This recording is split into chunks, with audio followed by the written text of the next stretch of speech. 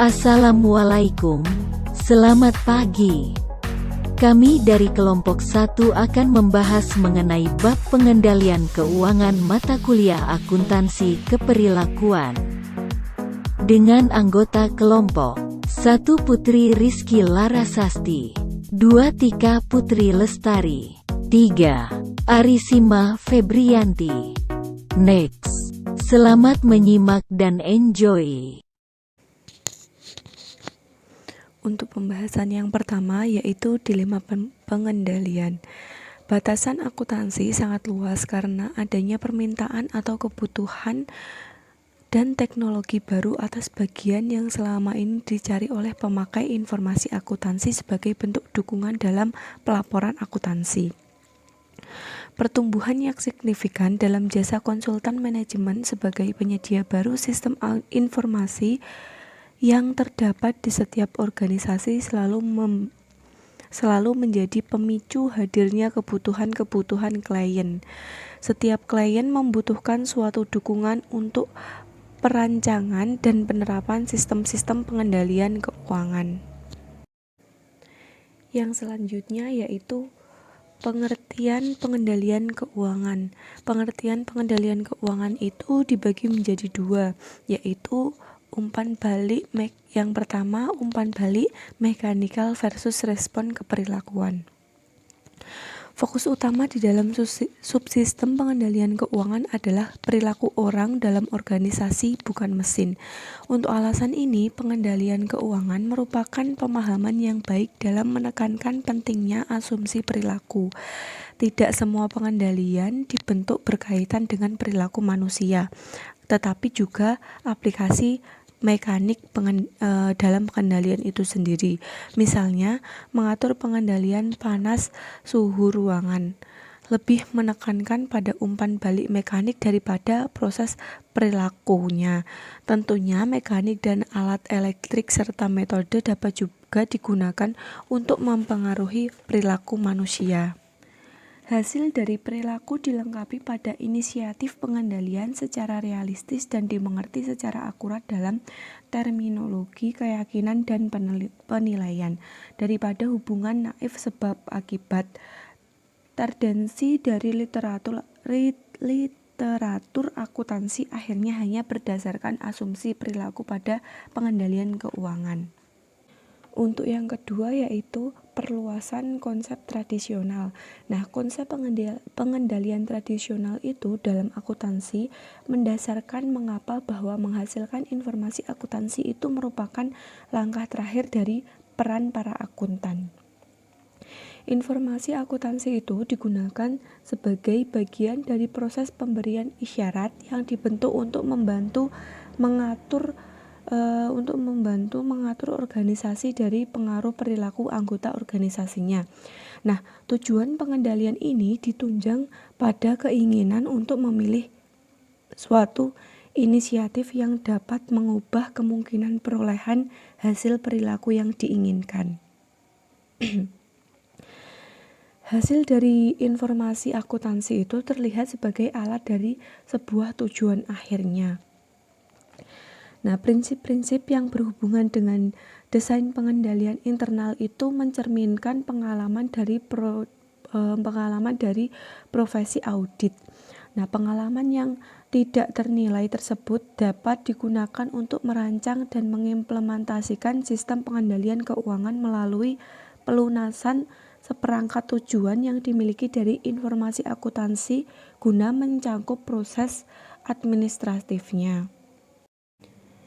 Yang selanjutnya yaitu pengendalian terpadu. Nah, sistem pengendalian komprehensif itu adalah konfigurasi terpadu subsistem formal yang mendukung proses administrasi. Norma-norma yang tak tertulis, fungsi dari manajemen dan kendali oleh institusi adalah contoh dari pendekatan informal itu sendiri. Nah, sistem pengendalian komprehensif itu mencangkup aktivitas perencanaan, aktivitas operasi, dan juga fungsi timbal balik. Untuk yang pertama yaitu perencanaan. Nah, perencanaan itu adalah proses penentuan tujuan-tujuan dan cara-cara untuk mencapainya. Nah, proses perencanaan itu disifati dalam istilah perilaku penyusunan tujuan dan cara-cara pencapaiannya. Nah, aspek penting dari proses penyusunan tujuan itu adalah perhatian dasar dari organisasi dan komunikasi. Jika struktur organisasi kurang atau tidak sempurna, harus datang untuk menerangkan proses perencanaan. Nah, proses perencanaan itu harus menaikkan pertanyaan pengendalian. Misalnya, bagaimana divisi atau unit bisnis itu diidentifikasi, lalu apa yang digunakan untuk membuat akuntansi pertanggungjawaban, dan juga bagaimana departemen disusun dan apa peran akuntansi untuk masalah-masalah transfer antar divisi. Nah, perencanaan yang baik menjadi kunci penting untuk pengendalian yang efektif juga. Pengendalian yang baik juga menjadi kunci penting dari perencanaan yang efektif. Nah, kemajuan teknologi harus disertai oleh kemampuan untuk melindungi organisasi dari ancaman. Misalnya, pelanggaran keamanan, kecelakaan peroperasian, penyelewengan, dan kegagalan pengendalian lainnya. Yang selanjutnya adalah operasi. Operasi adalah pelaksanaan atau implementasi rencana-rencana dalam rangka mencapai tujuan-tujuan organisasi. Nah, dalam organisasi yang struktur itu, unit-unit dalam organisasi harus menyadari adanya rencana manajemen walaupun mungkin rencana tersebut itu bersifat tidak formal atau tidak diadministrasikan. Nah, istilah operasi itu mengacu pada pelaksanaan aktivitas-aktivitas organisasi, termasuk di dalamnya adalah menghasilkan jasa-jasa, menghasilkan produk maupun fungsi-fungsi pendukung yang diperlukan untuk mendukung fungsi operasi. Nah, pengendalian operasi itu apa? Pengendalian operasi itu adalah proses pemantauan dan tindakan koreksi atas aktivitas-aktivitas operasi selama implementasi atas rencana-rencana manajemen. Untuk yang selanjutnya adalah umpan balik. Nah, umpan balik itu adalah dasar untuk pembuatan evaluasi yang mempengaruhi distribusi balas jasa, penentuan hukuman, dan juga perubahan proses perencanaan serta operasi yang dihasilkan oleh umpan balik. Nah, umpan balik dalam organisasi ini berasal dari sumber formal dan juga informal yang disusun dari komunikasi nonverbal. Nah, komunikasi tersebut itu secara rutin dihasilkan dari statistik yang ditabulasikan sebagai dasar untuk evaluasi penyusunan. Dan yang terakhir yaitu interaksi pengendalian. Nah, sistem pengendalian komprehensif itu mencakup aktivitas-aktivitas perencanaan, operasi, dan juga umpan balik sebagaimana telah didefinisikan sebagai 3 aspek proses administratif. Nah, desain dari subsistem perencanaan baik untuk jangka pendek maupun jangka panjang itu penciptaan dukungan, pengendalian operasi, dan keputusan untuk menekankan ukuran-ukuran umpan balik tertentu untuk mengidentifikasikan keberhasilan dan kegagalan yang berhubungan dengan masalah-masalah yang ada adalah beberapa contoh dari hubungan. Nah, hubungan ini juga dapat ditata untuk menciptakan kumpulan yang besar jika suatu organisasi itu dapat menghubungkan subsistem pengendalian secara baik guna mendukung perencanaan, operasi, dan juga fungsi timbal balik. Nah, interaksi pengendalian itu sebenarnya adalah saling hubungan antara ketiga elemen pengendalian komprehensif, yaitu interaksi antara perencanaan, operasi, dan juga umpan balik. Terima kasih Mbak Laras. Di sini saya akan melanjutkan presentasi yang akan membahas untuk poin yang keempat, yaitu faktor-faktor kontekstual. Konteks dapat menjadi penting untuk keberhasilan dalam merancang dan mengimplementasikan sistem pengendalian keuangan. Dapat dijelaskan bahwa konteks mengacu pada serangkaian karakteristik yang menentukan susunan empiris dalam sistem pengendalian yang akan ditetapkan. Sehingga tantangan bagi para manajer adalah memahami faktor yang paling dominan terhadap keberhasilan penerapan pengendalian keuangan. Nah, di bagian ini, faktor-faktor kontekstual yaitu yang pertama yaitu ukuran, yang kedua yaitu stabilitas lingkungan, yang ketiga yaitu motivasi keuntungan, yang keempat yaitu faktor-faktor proses. Kita akan bahas satu persatu. Yang pertama yaitu ukuran. Ukuran organisasi menunjukkan seberapa besar sih suatu organisasi tersebut. Nah, ukuran itu dapat dipandang sebagai suatu peluang dan dapat dipandang juga sebagai suatu hambatan. Bisa dipandang sebagai peluang jika berfungsi sebagai pemberi manfaat ekonomi dan bukan sebagai strategi pengendalian. Begitu untuk ukuran dapat dipandang sebagai hambatan jika pertumbuhan ekonomi menyebabkan terjadinya eliminasi terhadap strategi pengendalian. Lanjut, untuk poin yang kedua yaitu stabilitas lingkungan. Lingkungan adalah faktor-faktor yang berasal dari luar atau dalam organisasi yang mempengaruhi organisasi tersebut, termasuk mempengaruhi sistem pengendaliannya. Desain pengendalian dalam lingkungan yang stabil dapat berbeda dengan desain pengendalian dalam lingkungan yang selalu berubah. Stabilitas dalam lingkungan perusahaan dapat dinilai dari kekuatan gerakan yang secara eksternal menghasilkan produk-produk yang memerlukan suatu tanggapan. Sehingga derajat stabilitas lingkungan dapat ditingkatkan dengan memilih alat yang tepat terhadap perubahan lingkungan seperti pengenalan sejumlah produk baru, tindakan-tindakan pesaing yang melakukan metode produksi yang lebih baik atau efisien, atau juga inisiatif pihak pengambil keputusan yang memengaruhi unit kerja. Selanjutnya yang ketiga yaitu motif laba. Motif laba atau keuntungan adalah salah satu faktor penting dalam konteks organisasi yang bertujuan untuk mencari laba. Keberadaan dari motif keuntungan tentunya bukanlah penghalang untuk menggunakan ukuran-ukuran penilaian akuntansi terhadap produktivitas. Pada sisi lain, jelas bahwa sistem pengendalian yang didasarkan pada motif dan ukuran-ukuran profitabilitas seringkali tidak dapat diterjemahkan secara langsung pada konteks nirlaba atau non-profit, sehingga ukuran-ukuran nirlaba itu sangat penting dan meskipun sulit dipahami dapat menjadi indikator dalam mencapai keberhasilan. Untuk poin yang keempat yaitu faktor-faktor proses. Telah diketahui bahwa tujuan proses terdapat pengendalian akuntansi dapat menjadi suatu penentu yang penting dalam desain pengendalian. Terdapat banyak cara mengkarakteristikkan proses organisasi. Beberapa karakteristik ini dapat menjadi penting bagi tujuan pengendalian. Selanjutnya, proses dikelompokkan menjadi dua, ada proses sederhana dan ada proses yang rumit.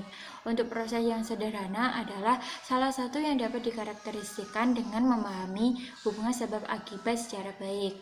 Sedangkan suatu proses yang kompleks atau rumit itu melibatkan berbagai hubungan yang tidak dapat dipahami secara baik, sehingga dapat ditarik kesimpulan suatu proses sederhana lebih mudah dikendalikan dibandingkan dengan suatu proses yang kompleks. Selanjutnya, untuk poin yang terakhir kita akan membahas terkait dengan pertimbangan-pertimbangan rancangan. Pengendalian telah didefinisikan sebagai suatu pilihan inisiatif karena diyakini bahwa kemungkinan pencapaian hasil diharapkan adalah tinggi. Untuk memperbaiki kemungkinan keberhasilan, para desainer akan mencari cara menentukan hubungan sebab akibat yang dipercaya bersifat nyata dalam lingkungan, sehingga mereka memiliki kemampuan untuk mengantisipasi konsekuensi logis yang dapat dihasilkan dari penambahan atau pengendalian atau aturan pengendalian itu sendiri. Karena lebih fokus pada pelaku dibandingkan dengan mekanisme, Mereka, para desainer, harus mempertimbangkan istilah ekspektasi dan kemungkinan dibandingkan dengan kepastian dalam hal output itu sendiri. Nah, di dalam pertimbangan rancangan, kita akan membahas 9 poin sebagai berikut. Nah, kita akan membahasnya satu persatu. Yang pertama yaitu kita akan membahas terkait antisipasi terhadap konsekuensi logis. Antisipasi terhadap konsekuensi logis merupakan komponen-komponen inti dalam mendesain pengendalian. Kondisi ini merupakan hal yang penting bagi seorang manajer keuangan yang terbiasa membuat pertimbangan berdasarkan apakah suatu hasil itu baik ataukah buruk. Sehingga laporan keuangan akan memberikan informasi untuk menentukan apakah hasil tersebut itu tepat. Suatu pengendalian akan berhubungan dengan hasil atau konsekuensi, baik yang tepat maupun tidak tepat. Namun, pengendalian lebih mencerminkan suatu konsekuensi perilaku terhadap strategi pengendalian khusus.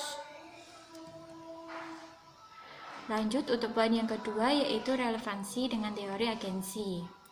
Teori agensi adalah konsep yang mendeskripsikan hubungan antara prinsipal dan agen, di mana prinsipal ini mengontrak agen untuk bekerja demi kepentingan prinsipal ini itu sendiri. Dalam organisasi perusahaan, prinsipal adalah para pemegang saham dan dapat juga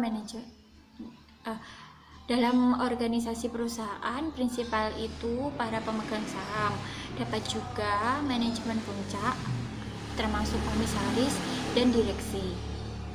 Dalam teori agensi, yang terpenting yaitu sistem pengendalian digunakan oleh prinsipal agar agen dapat membuat keputusan sesuai dengan harapan prinsipal. Misalnya, melalui skema pemantauan, auditor eksternal dan auditor internal, rencana insentif dan hukuman dan pilihan pemindahan risikonya.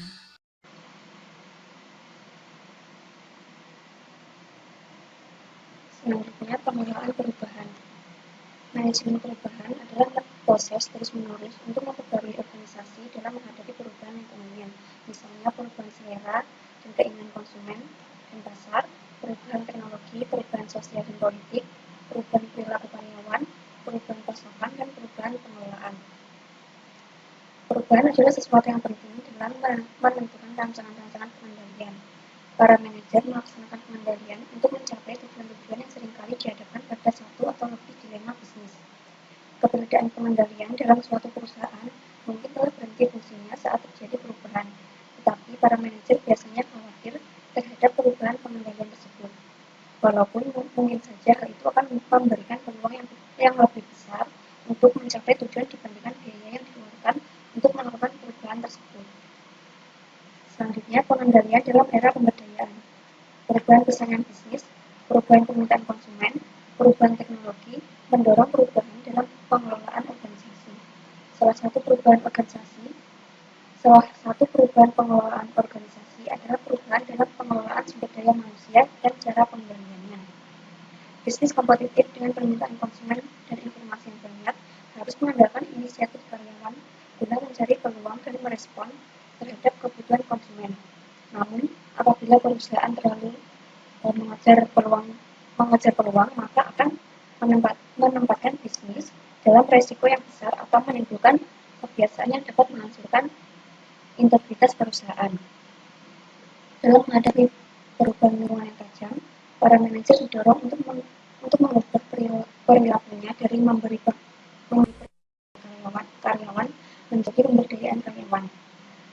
Pemberdayaan karyawan adalah pemberian pembuatan keputusan kepada karyawan atas tugas yang menjadi tanggung jawabnya tanpa harus memperoleh otorisasi dari atasannya.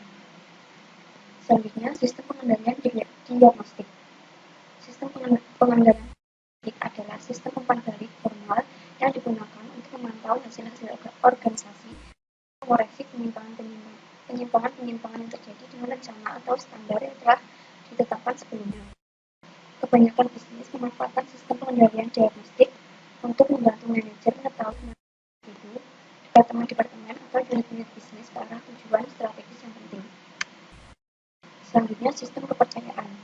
Sistem kepercayaan adalah sistem pengendalian dengan mewujudkan kepercayaan untuk mengarahkan perhatian karyawan pada nilai-nilai, upaya untuk mencapai tingkat kinerja organisasi dalam mencapai tujuan, dan cara seseorang diharapkan untuk mengatur hubungan internal dan eksternal.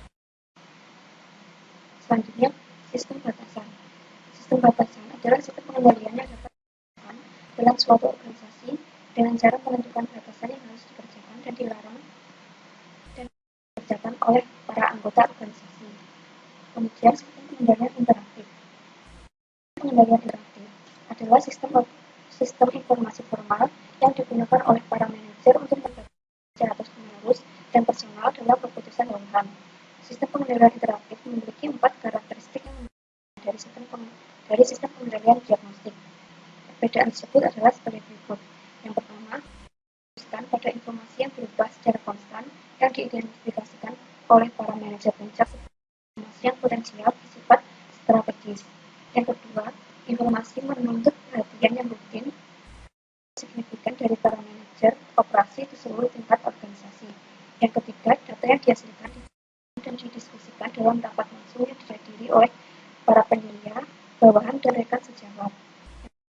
Debat hanya akan berlangsung mengenai data, asumsi, dan tindakan perencanaan. Pengembangan pemberdayaan dan pengendalian. Manajer yang efektif dapat memberdayakan organisasinya karena mereka percaya pada potensi dasar manusia untuk melakukan inovasi dan menambah nilai.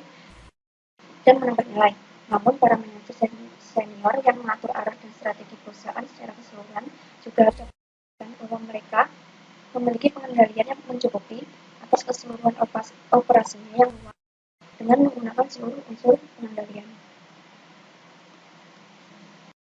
Untuk selanjutnya, ini adalah ada kasus yang akan kami bahas, yaitu kasusnya itu tentang perusahaan maskapai nasional Indonesia Garuda Indonesia yang tersandung skandal laporan keuangan. Nah, pasalnya itu Garuda Indonesia itu berhasil membukukan laba bersih setelah merugi pada kuartal sebelumnya. Nah, keganjalan ini tuh menimbulkan polemik bagi Garuda Indonesia itu sendiri. Nah, ini ada lini masa terkuaknya skandal laporan keuangan di Garuda Indonesia. Nah, pada tanggal 2 April 2019 itu polemik ini dimulai saat 2 komisaris Garuda Indonesia yaitu Khairul Tanjung dan juga Doni Oksaria menolak menandatangani laporan keuangan Garuda Indonesia. Karena apa? Karena tidak sesuai dengan pernyataan standar akuntansi keuangan atau PSAK-nya. Nah, dalam pembukuan tersebut itu Garuda Indonesia menyatakan laba bersih mereka senilai 890,85 ribu US dollar atau setara dengan 11,33 miliar rupiah. Nah, dengan asumsi kurs 14.000 rupiah per dolar Amerika Serikat. Nah, lonjakan itu sangat tajam dan juga signifikan. Nah, ini berbanding terbalik dengan pembukuan sebelumnya yang menyatakan kerugian sebesar 216,5 juta US dollar. Nah, ternyata Garuda Indonesia itu mengakui dari PT Mahata Aero Teknologi atau MAT terkait pemasangan WiFi sebagai laba perusahaannya. Dan yang selanjutnya, pada tanggal 30 April 2019, nah skandal tersebut jajaran-jajaran Garuda Indonesia itu dipanggil oleh Bursa Efek Indonesia. Nah, pertemuan itu diadakan bersama auditor Garuda Indonesia, Ketua Akuntan Publik Tanubrata Sutanto Fahmi Bambang dan rekan member of BDO Internasional. Nah, saat itu Menteri Keuangan Ibu Sri Mulyani itu belum bisa memberikan saksi pada KAP dan juga rekan karena masih melakukan analisis laporan keuangan dari auditor pihak. Selanjutnya pada tanggal 2 Mei 2019 itu sebulan setelah mengetahui oleh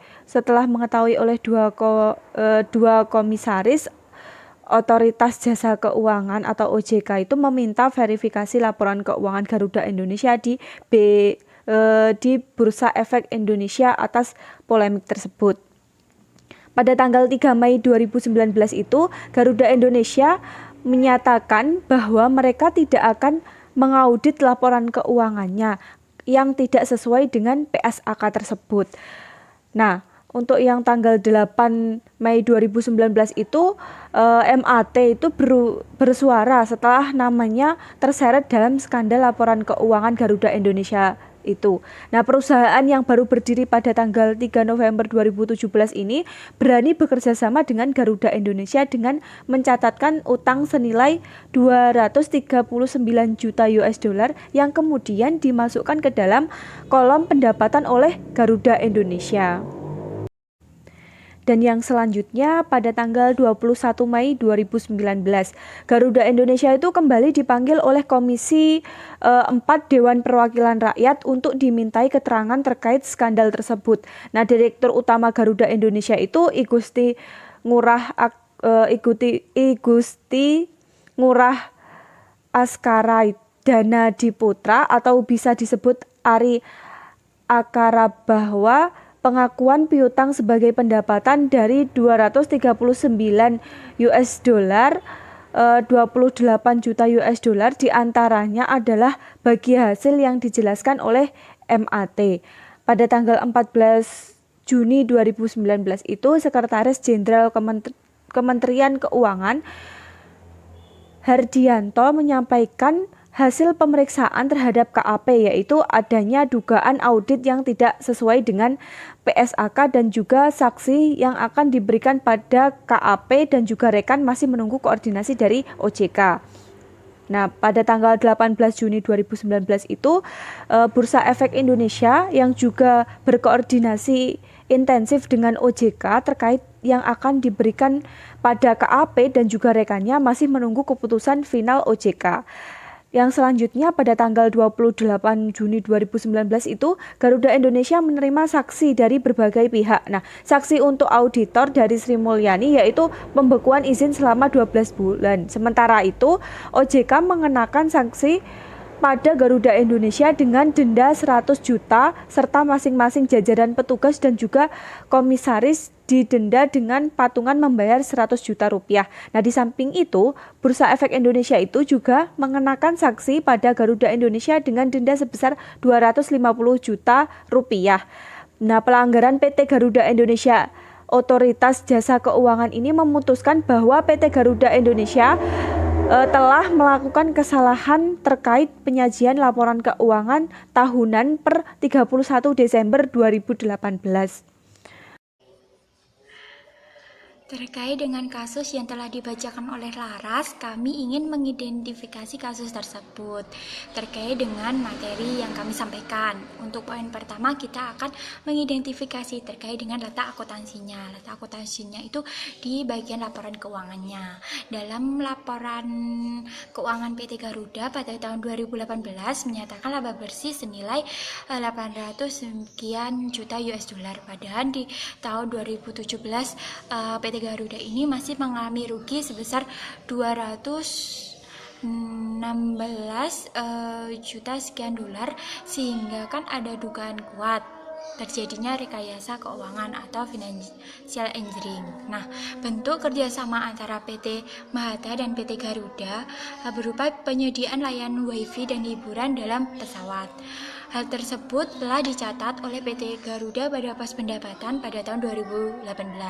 Padahal hingga akhir tahun 2018 kan tidak ada pembayaran yang diterima, sehingga kejadian ini kan belum bisa diakui sebagai pendapatan. Ini dilihat dari sisi akuntansinya.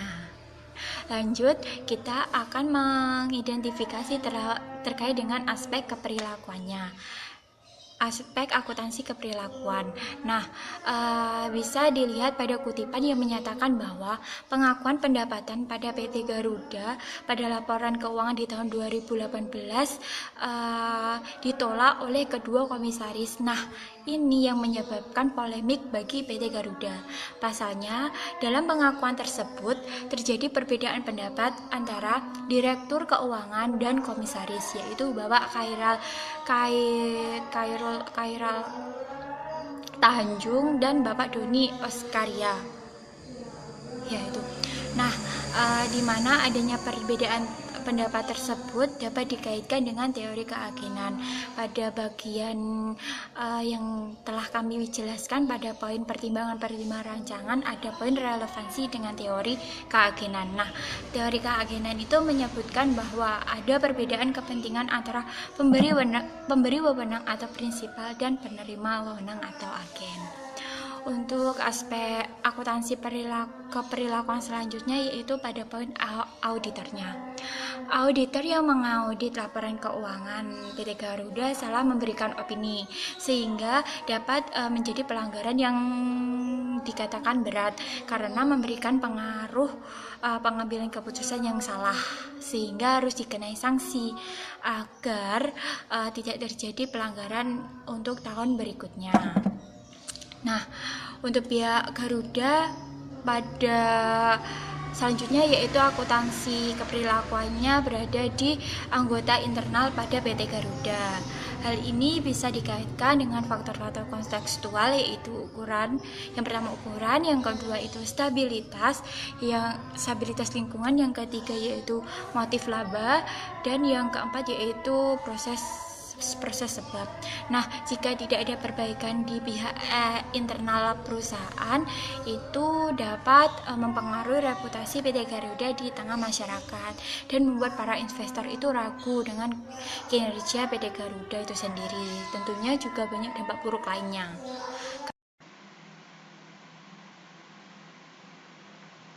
Untuk selanjutnya yaitu solusi dari kasus yang telah dibahas sebelumnya, yaitu dalam permasalahan ini, pihak KAP dan rekan terkait harus meninjau kembali akun piutang yang dimiliki PT Garuda Indonesia atas Mahata. Selain itu, KAP juga perlu melakukan cross-check atas histori dokumen penjualan dan penerimaan perusahaan. Dokumen penjualan dalam hal ini contohnya yaitu pesanan pelanggan, pesanan penjualan, dokumen pengiriman, waktu penjualan, berkas transaksi penjualan, jurnal atau daftar penjualan, file induk piutang usaha, neraca saldo piutang usaha, dan penyataan bulanan. Dokumen penerimaan dalam hal ini contohnya yaitu saran pengiriman uang, prelisting penerimaan kas, bayaran telah diterima berkas transaksi, dan jurnal atau daftar penerimaan kas.